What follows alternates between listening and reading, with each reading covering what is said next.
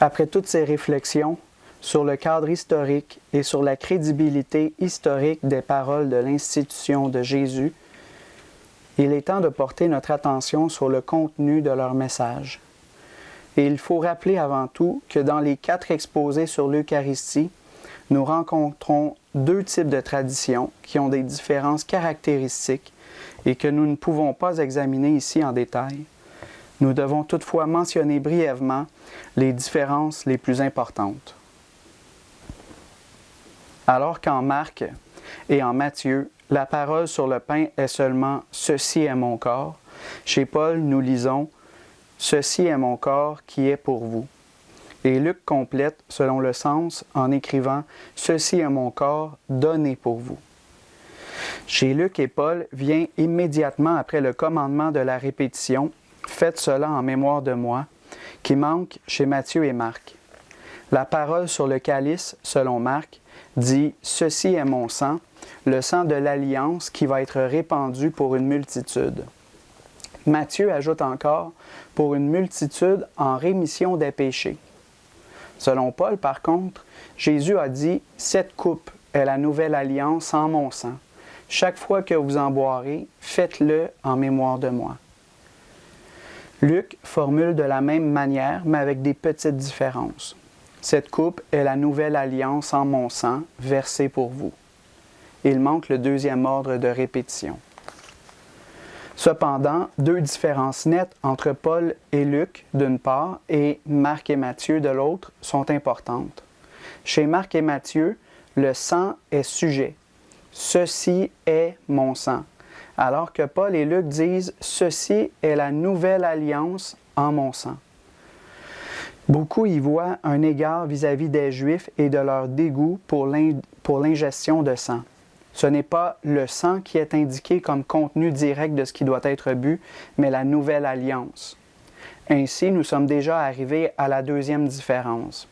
Alors que Marc et Matthieu parlent simplement de sang de l'alliance, faisant allusion par là à Exode 24:8, c'est-à-dire à la conclusion de l'alliance au Sinaï, Paul et Luc parlent de la nouvelle alliance, se référant ainsi à Jérémie 31:31. Chaque fois apparaît donc un arrière-plan vétérotestamentaire différent. En outre, Marc et Matthieu parlent du sang répandu pour une multitude, faisant allusion par là à Isaïe 53:12, alors que Paul et Luc disent « pour vous », laissant ainsi penser immédiatement à la communauté des disciples. Il existe donc naturellement dans l'exégèse une vaste discussion pour savoir quelles sont les paroles originaires de Jésus. Rudolf Pesch a fait ressortir, dans un premier temps, 46 possibilités qui peuvent être encore doublées en échangeant entre elles chaque introduction. Ces efforts ont leur importance, mais ils ne peuvent entrer dans la visée de ce livre. Nous partons du présupposé que la transmission des paroles de Jésus n'existe pas sans leur réception de la part de l'Église naissante, qu'elle se savait rigoureusement engagée à la fidélité à l'essentiel, mais qu'elle était aussi consciente que le spectre de résonance des paroles de Jésus avec leurs allusions subtiles relatives à des textes de l'Écriture permettait quelques ajustements dans les nuances. Ainsi pouvait-on entendre résonner dans les paroles de Jésus aussi bien Exode 24 que Jérémie 31 et accentuer un peu plus l'un ou l'autre contenu, sans par là manquer de fidélité à ces paroles qui presque imperceptiblement et cependant sans équivoque accueillaient en elles-mêmes la loi et les prophètes. Mais ce disant, nous sommes désormais passés à l'interprétation des paroles du Seigneur. Les récits de l'institution, dans les 4 textes, commencent par 2 affirmations concernant l'agir de Jésus, qui ont acquis une signification essentielle dans leur réception par l'ensemble de l'Église. Il nous est dit que Jésus prit le pain, prononça la prière de bénédiction et d'action de grâce, et ensuite le rompit. Au commencement, il y a l'Eucharistia, Paul, Luc, ou bien l'eulogia, Marc et Matthieu. Les 2 termes indiquent la beraka, la grande prière d'action de grâce et de bénédiction de la tradition juive, qui fait partie aussi bien du rituel pascal que d'autres banquets. On ne mange pas sans remercier Dieu pour le don qu'il offre, pour le pain qu'il fait pousser et croître de la terre, comme aussi pour le fruit de la vigne. Les deux paroles différentes que Marc, Matthieu d'une part et Paul, Luc de l'autre utilisent indiquent les deux directions intrinsèques de cette prière. Elle est action de grâce et louange pour le don de Dieu. Cette louange, cependant, renvoie la bénédiction sur le don, comme on lit en 1 Timothée 4, versets 4 et suivants. Tout ce que Dieu a créé est bon et aucun aliment n'est à proscrire si on le prend avec action de grâce, Eucharistia. La parole de Dieu et la prière le sanctifient. Dans la dernière scène, Jésus, comme déjà dans la multiplication des pains en Jean 6, 11, a accueilli cette tradition. Les paroles de l'institution sont dans ce contexte de prière. En elle, l'action de grâce devient bénédiction et transformation. Depuis ses tout débuts, l'Église a compris les paroles de consécration, non pas simplement comme une sorte de commandement presque magique, mais comme faisant partie de la prière faite avec Jésus, comme partie centrale de la louange teintée de gratitude par laquelle le don terrestre nous est de nouveau offert par Dieu comme corps et sang de Jésus, comme don de soi de Dieu dans l'amour accueillant du Fils. Louis Bouillet a cherché à décrire le développement de l'Eucharistia chrétienne, du canon, à partir de la Beraka juive.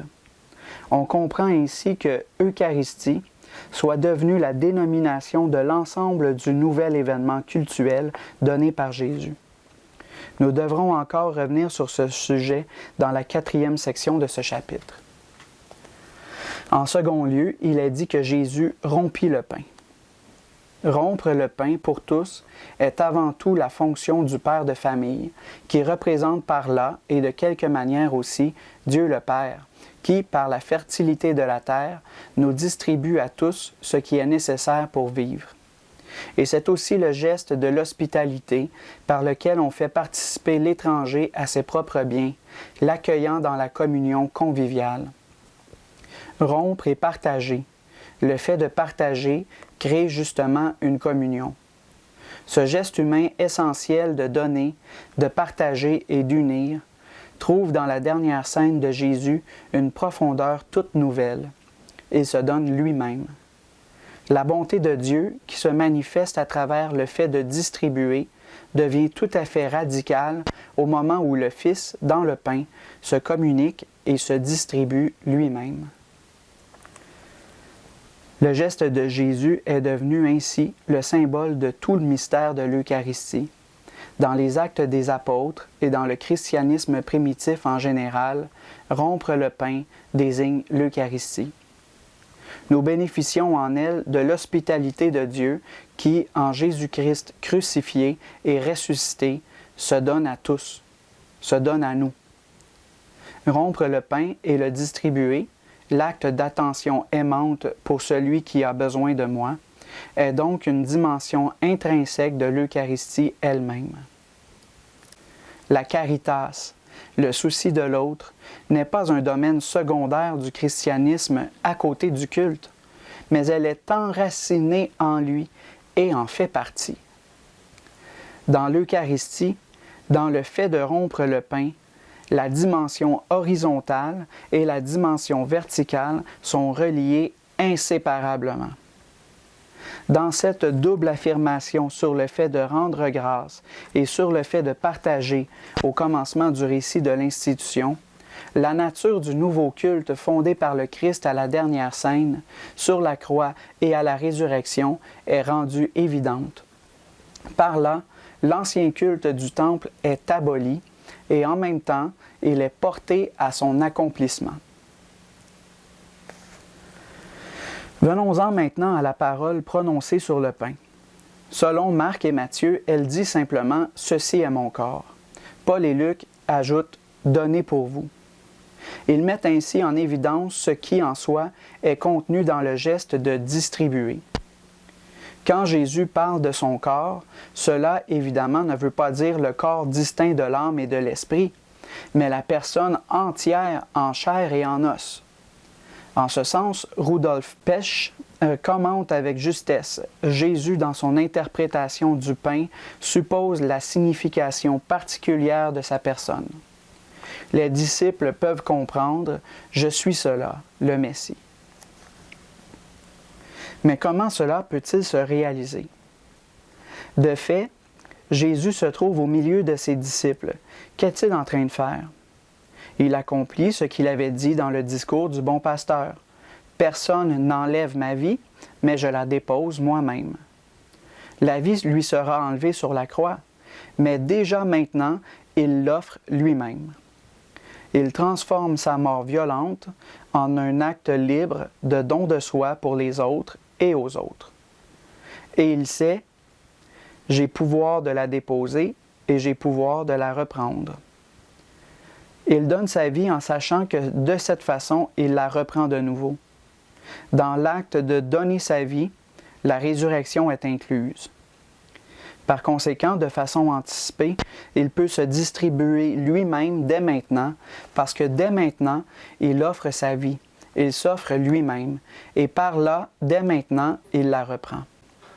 Il peut ainsi instituer maintenant le sacrement dans lequel il devient le grain de blé qui meurt et dans lequel, à travers tous les temps, il se distribue lui-même aux hommes dans la vraie multiplication des pains.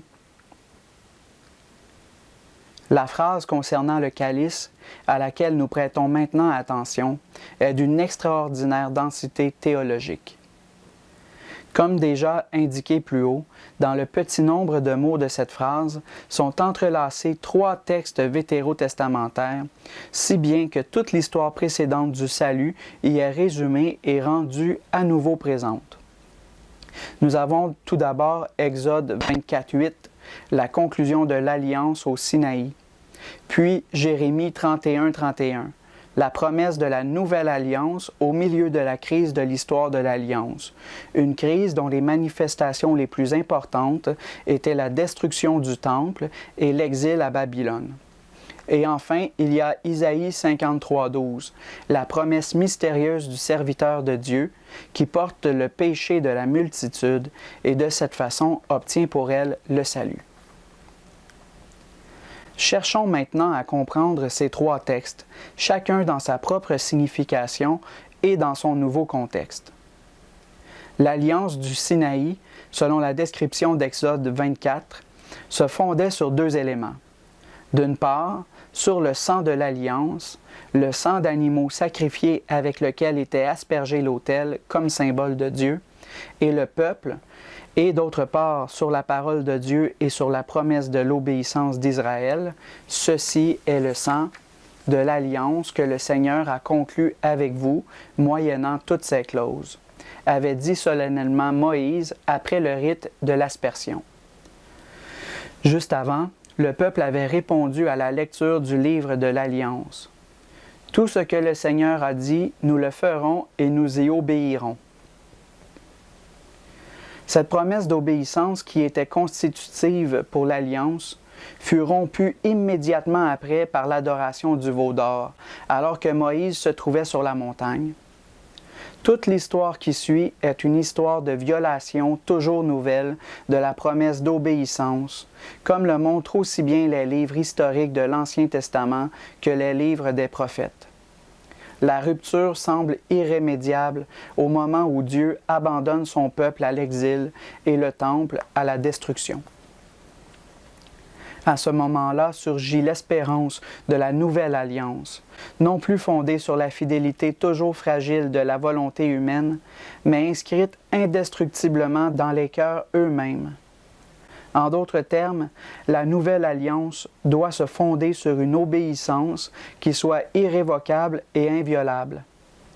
Cette obéissance, qui fonde maintenant la racine de l'humanité, est l'obéissance du Fils qui s'est fait serviteur et qui prend sur lui, par son obéissance jusqu'à la mort, toutes désobéissances humaines.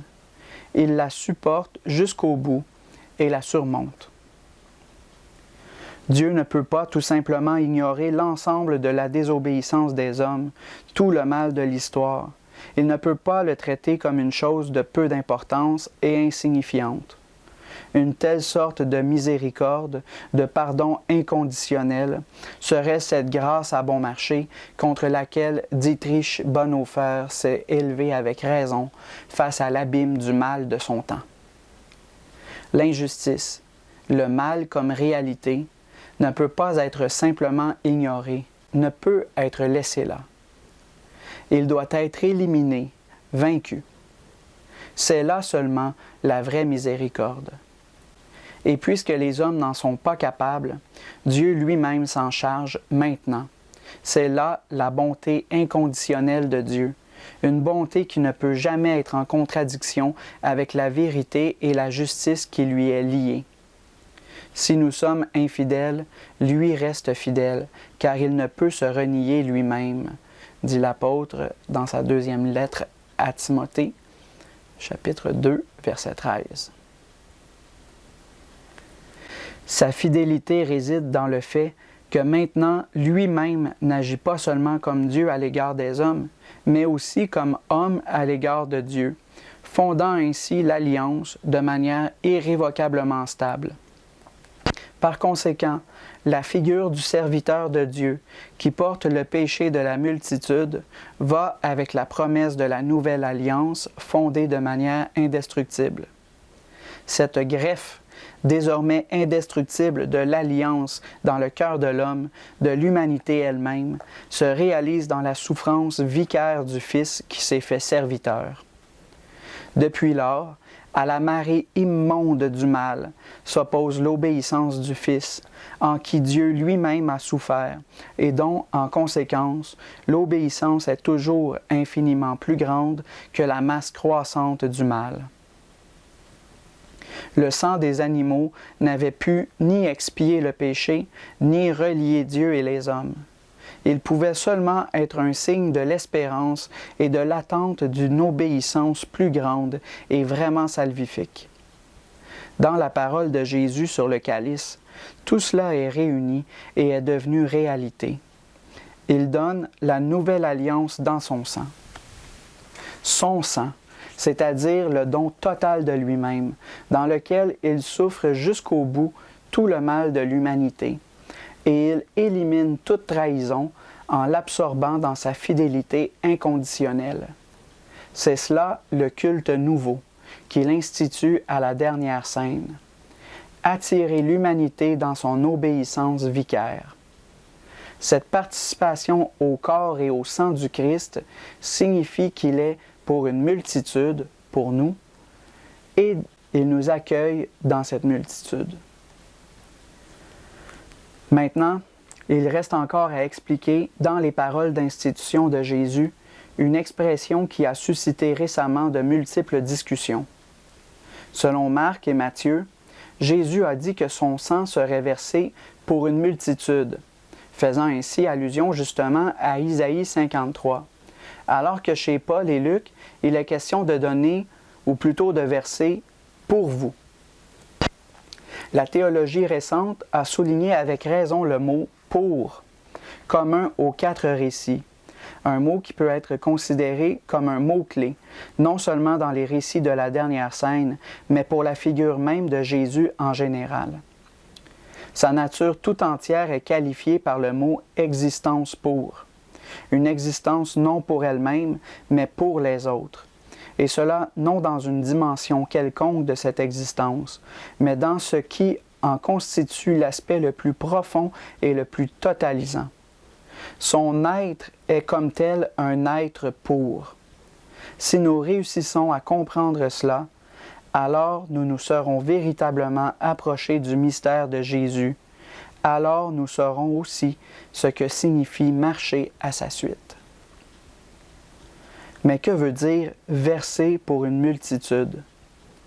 Dans son œuvre fondamentale, Die Abendmahlswort Jesu, Joachim Jérémias a cherché à montrer que le mot « multitude » dans les récits sur l'institution serait un sémitisme et qu'il devrait donc être lu non pas à partir de la signification du mot grec, mais selon les textes vétérotestamentaires correspondants. Il cherche à montrer que le mot « multitude » dans l'Ancien Testament signifie la totalité, et donc qu'en réalité, il faudrait le traduire par « tous ». Cette thèse s'est alors vite affirmée et est devenue une conviction théologique commune. Selon celle-ci, dans les paroles de la consécration, la multitude a été traduite en diverses langues par tous. Versé pour vous et pour tous. C'est ainsi que dans divers pays, les fidèles entendent aujourd'hui les paroles de Jésus durant la célébration eucharistique. Entre-temps, toutefois, ce consensus entre les exégètes s'est de nouveau brisé. L'opinion dominante tend aujourd'hui à soutenir que multitude en Isaïe 53 et aussi en d'autres endroits, tout en signifiant une totalité, ne peut pas être simplement assimilé à tous. En s'appuyant sur le langage de Qumran, on suppose généralement maintenant que multitude en Isaïe et chez Jésus signifie la totalité d'Israël. C'est seulement avec le passage de l'Évangile aux païens qu'aurait été rendu évident l'horizon universel de la mort de Jésus et de son expiation, qui comprend également juifs et païens. Dernièrement, le jésuite viennois Norbert Baumert, avec Maria Irma Siwan, a présenté une interprétation de « Pour une multitude » que Jean Pacher avait déjà développée en 1947 pour l'essentiel dans son livre Eucharistia. Le noyau de la thèse est celui-ci. Selon la structure linguistique du texte, l'être versé ne se réfère pas au sang, mais au calice. Il s'agirait donc d'un actif versé du sang du calice, un acte dans lequel la vie divine elle-même est donnée abondamment, sans aucune allusion à l'agir de bourreau. La parole sur le calice ne ferait donc pas allusion à l'événement de la mort en croix et à son effet, mais à l'acte sacramentel, et ainsi s'éclairerait aussi le mot « multitude ». Alors que la mort de Jésus vaut pour tous, la portée du sacrement est plus limitée. Il rejoint une multitude, mais pas tous. Sous l'aspect strictement philologique, cette solution peut être vraie pour le texte de Marc 14, 24. Si on n'attribue aucune originalité au texte de Matthieu à l'égard de Marc, pour les paroles de la dernière scène, la solution pourrait être convaincante. Le fait de souligner la différence entre le rayonnement de l'Eucharistie et le rayonnement universel de la mort en croix de Jésus est en tout cas précieux et peut faire avancer la recherche. Mais le problème du mot « multitude » n'en est toutefois que partiellement expliqué. Reste en effet l'interprétation fondamentale que Jésus donne de sa mission en Marc 10, 45, où justement revient le mot « multitude ». Le Fils de l'homme lui-même n'est pas venu pour être servi, mais pour servir et donner sa vie en rançon pour une multitude. Ici, on parle clairement du don de la vie comme tel, et il est ainsi évident que par là, Jésus reprend la prophétie sur le serviteur de Dieu en Isaïe 53 et la relie à la mission du Fils de l'homme, qui, en conséquence, prend une nouvelle signification. Que devons-nous donc dire? Il me semble présomptueux et sot de vouloir scruter la conscience de Jésus et de vouloir expliquer à partir de celle-ci ce que, selon notre connaissance de ces temps-là et des conceptions théologiques d'alors, il peut avoir pensé ou ne pas avoir pensé. Nous pouvons seulement dire qu'il savait que dans sa personne s'accomplissait la mission du serviteur de Dieu et celle du Fils de l'homme. C'est pourquoi la relation entre les deux motifs comporte en même temps un dépassement de la limitation de la mission du serviteur de Dieu, une universalisation qui indique une nouvelle ampleur et profondeur. Nous pouvons encore noter comment, dans le cheminement de l'Église naissante, grandit en même temps et lentement la compréhension de la mission de Jésus et comment les disciples, dans leur remémoration sous la mouvance de l'Esprit de Dieu, commencent peu à peu à percevoir tout le mystère présent derrière les paroles de Jésus. 1 Timothée 2,6 parle de Jésus comme de l'unique médiateur entre Dieu et les hommes qui s'est livré en rançon pour tous. La signification salvifique universelle de la mort de Jésus est ici exprimée avec une clarté cristalline. Chez Paul et Jean, nous pouvons trouver des réponses historiquement différenciées et en substance pleinement concordantes à la question concernant le rayonnement de l'œuvre salvifique de Jésus. Réponse indirecte au problème multitude tous. Paul écrit aux Romains que les païens, dans leur totalité, pléroma, doivent atteindre le salut et que tout Israël sera sauvé. Jean dit que Jésus serait mort pour le peuple, les Juifs, cependant non pas pour la nation seulement, mais encore afin de rassembler dans l'unité les enfants de Dieu dispersés. Chapitre 11, versets 50 et suivants. La mort de Jésus vaut pour les Juifs et pour les païens, pour l'humanité dans son ensemble. Si la multitude en Isaïe pouvait signifier essentiellement la totalité d'Israël dans la réponse croyante que l'Église donne au nouvel usage du mot de la part de Jésus, il est toujours plus évident que, de fait, il est mort pour tous.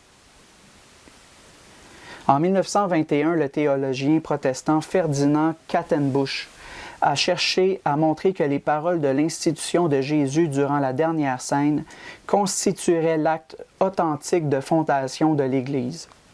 Par là, Jésus aurait donné à ses disciples cette nouveauté qui les unissait et faisait d'eux une communauté. Kaltenbusch avait raison. Avec l'Eucharistie, l'Église elle-même a été instituée. Elle devient une unité. Elle devient elle-même à partir du corps du Christ et en même temps, à partir de sa mort, elle devient capable de s'ouvrir à l'étendue du monde et de l'histoire. L'Eucharistie est le processus visible du fait de se réunir. Un processus qui, à partir d'un lieu et à travers tous les lieux, est une entrée en communion avec le Dieu vivant, qui de l'intérieur rapproche les hommes les uns des autres.